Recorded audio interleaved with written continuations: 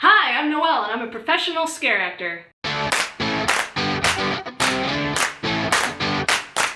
I've been scaring for many years, working at all kinds of different haunts, from companies just getting started to big theme parks known around the world. Some of the most common questions I get are, what is a scare actor? And how do I become one? In this video, I'm going to explain both these questions and also talk about the audition process that I've come to know and love. What is a scare actor? A scare actor is an actor who scares people.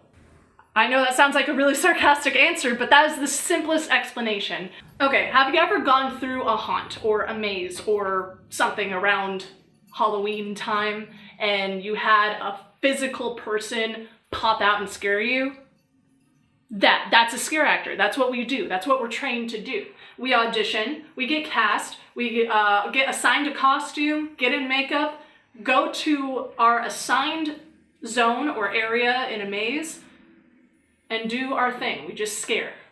Now there's a lot more to scare acting than just that, but hopefully that explains what a scare actor is and does. How do I become a scare actor? You audition, and hopefully get cast. Once again, sorry if it sounds sarcastic, but it's as simple as that. If you want to become a scare actor, I highly recommend that you look up haunts in your local area and reach out to them any way you can, asking when auditions are and what to expect for the audition, because every haunt is different, so might as well ask. Just know that typically for haunts, auditions take place in the summertime, so look out for them in June, July-ish.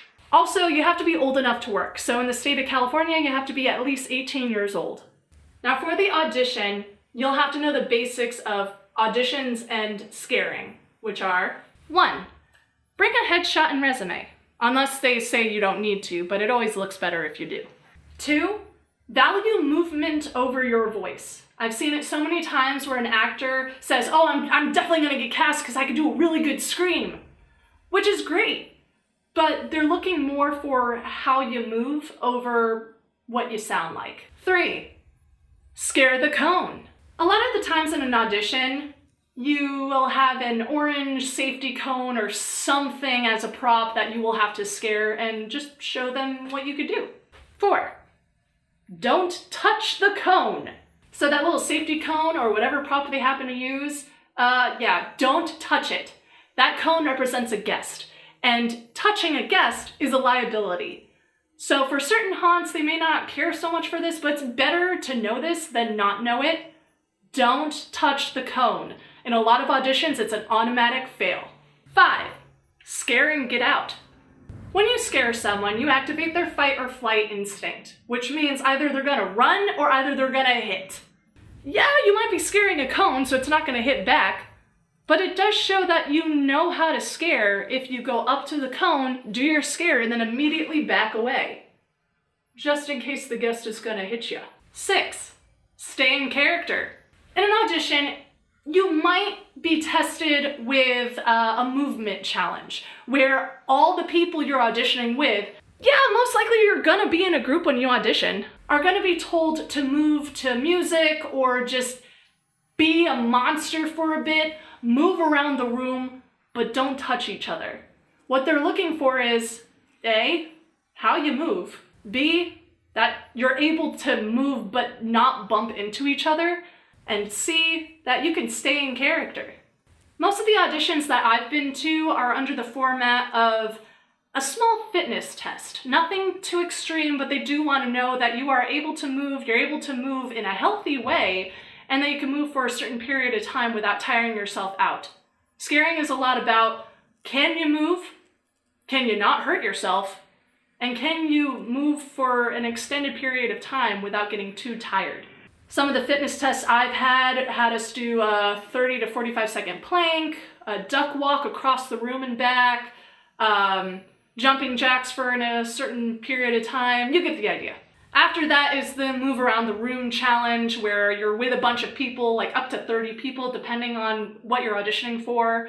And they'll sometimes put on music to inspire you, or they'll say, there's a rise in the tempo of this song. Start off slow, and then as it intensifies in the song, so does your character. So you're gonna start moving around kind of slow. When the song intensifies, you get all more intense, but don't bump into each other and always stay in character. And then they'll set up like 2 to 3 cones or other props that they're using, and then you'll get in lines of people. Sometimes they'll say, what is your character? And you just come up with your own character that you're using. And then after you announce your character, you go and scare the cones and then you're done. Other times they just don't care and you go do whatever. So you go up to each cone, you do a quick scare, you move on to the next cone, do another quick scare, and then you're done.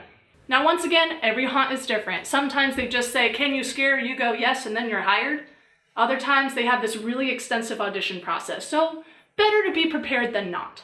Now, if you don't get cast, don't beat yourself up for it. There are a lot of different reasons to not be cast. Even if you're the most experienced scare actor in the world, if they don't have a part for you, there's nothing really you can do about it. They're not going to cast you if you are not the right build for a certain character. If you do well in the audition and you have the right measurements to be a character that they have in mind, great, congratulations, you're a scare actor, yay! Now, when I say body measurements, I don't mean you have to be the most slender person in the world, the most fit or anything like that. There are all kinds of body shapes and heights needed for certain characters. Actually, a lot of the most sought after body measurements that I've come to see are if you're over 6 foot and on the larger side, or if you're under 5'2". Basically, you never know, so might as well try.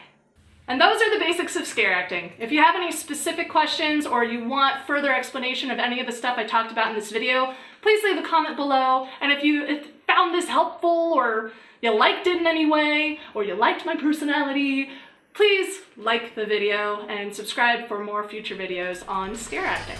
Happy scaring!